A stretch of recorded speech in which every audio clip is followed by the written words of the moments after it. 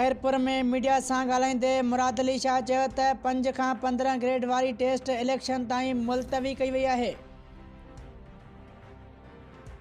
मुराद अली शाह खैरपुर में मीडिया सां press conference कंदे चयो त 5 खां 15 ग्रेड वारी टेस्ट इलेक्शन ताईं मुलतवी कई वई आहे।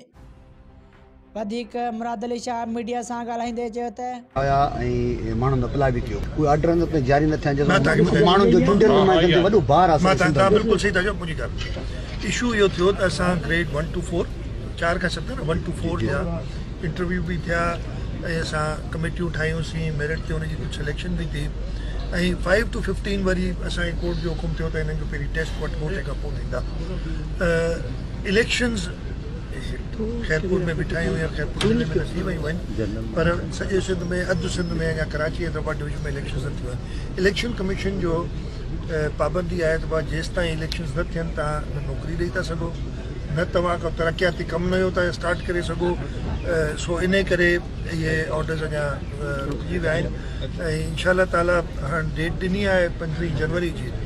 असां इलेक्शन इन सां गॾो गॾु असां ट्रांसफर कोन था करियूं, ऑफिसनि खे ट्रांसफर कयूं था त पहिरीं इलेक्शन कमीशन जी परमिशन